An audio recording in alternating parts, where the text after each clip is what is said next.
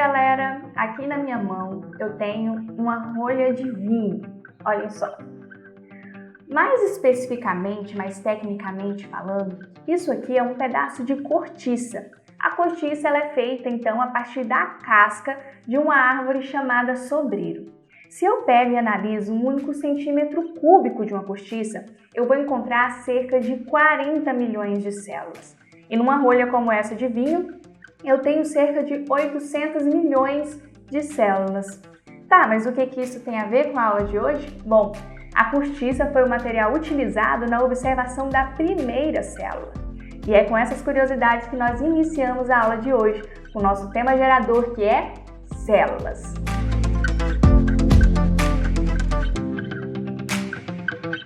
Galera, até 1665, as pessoas não tinham ideia do que era uma célula.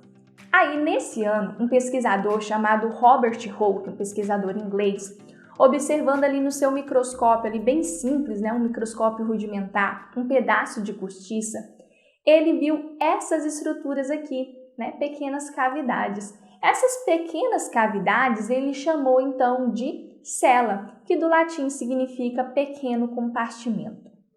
Entretanto, o que Robert Hooke havia visualizado não era uma célula com todas as suas estruturas em si, mas somente a parede celular de uma célula morta. Uma parede celular que, como a gente já viu, é composta por carboidrato, celulose, não é isso? E cera.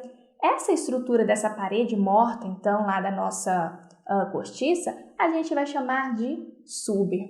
As estruturas celulares ali, que compõem as células, as organelas, só seriam visualizadas um pouco mais tarde.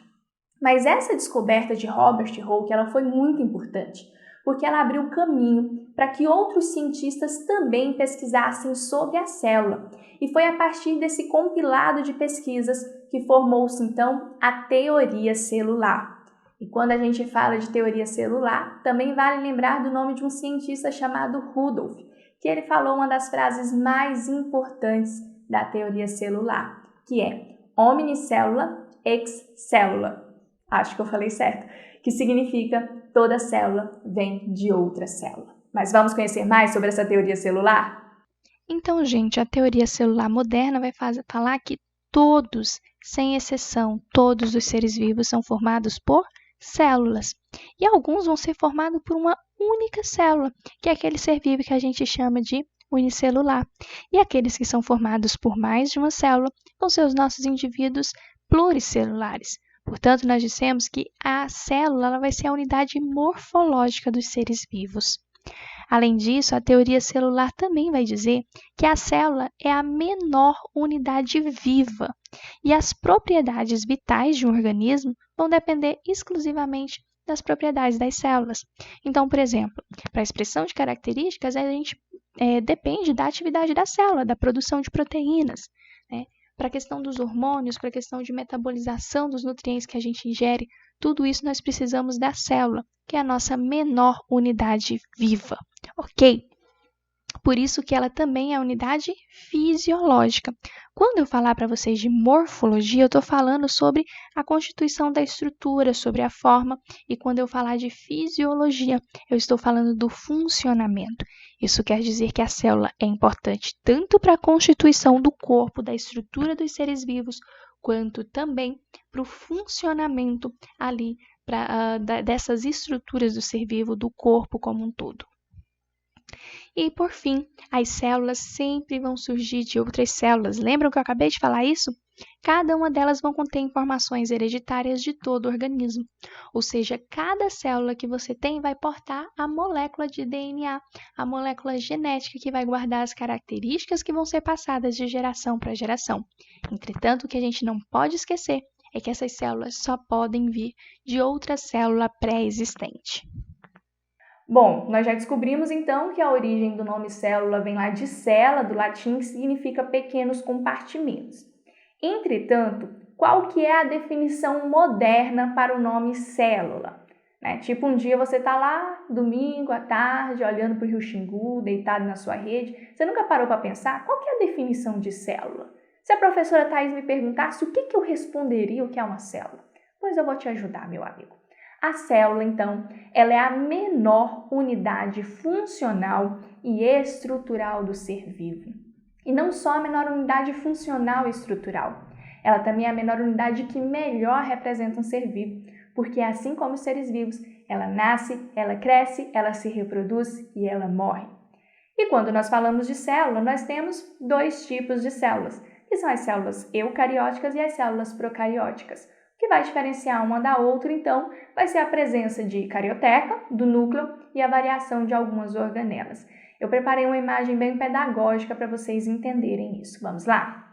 Gente, então aqui nós temos uma célula procariótica e a primeira característica vai ser a ausência de carioteca. Isso quer dizer que essa célula não tem aqui uma membrana, algo que envolva o material genético e o proteja, ok? Além disso, ela vai ter a ausência de algumas organelas.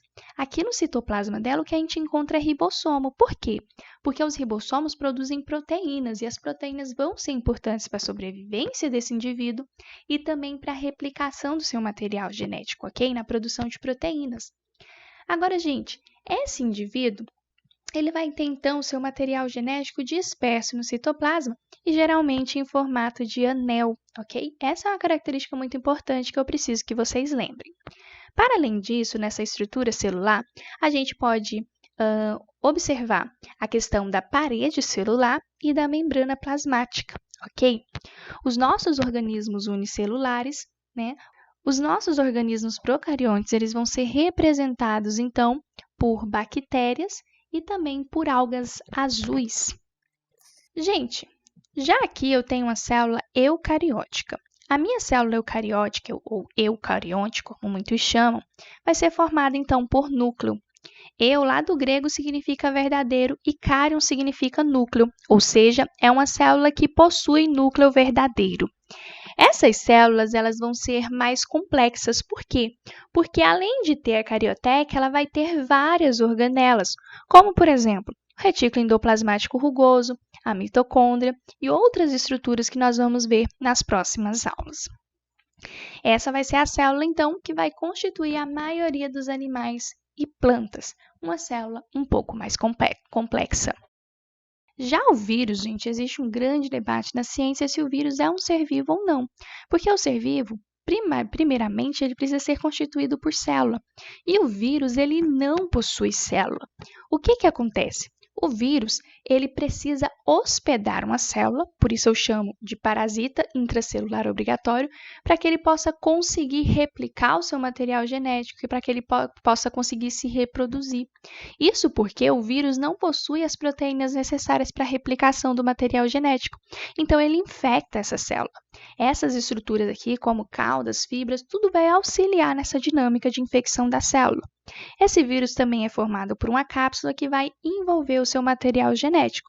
Ele pode tanto conter DNA, quanto pode conter RNA. Só que vírus é um assunto para outra aula que a gente vai ver bem depois, ok? Beleza, professora, mas como que surgiram então essas células?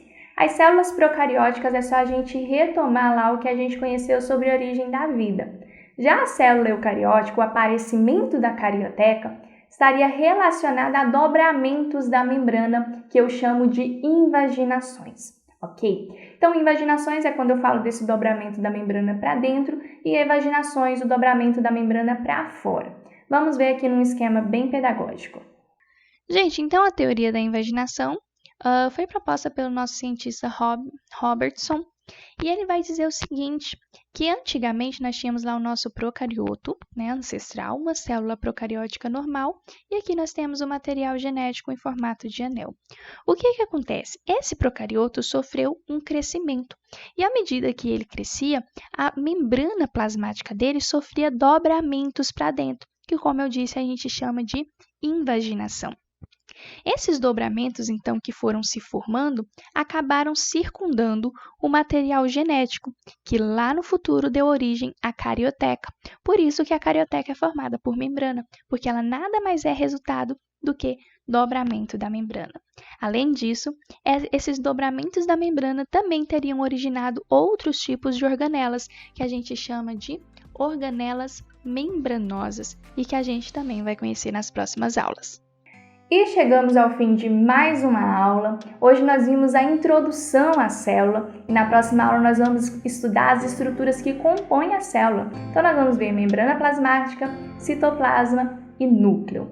Eu espero que vocês tenham gostado. Não esqueçam de deixar o like, de comentar, de compartilhar para ajudar o nosso trabalho. E eu aguardo vocês na próxima aula. Um beijo!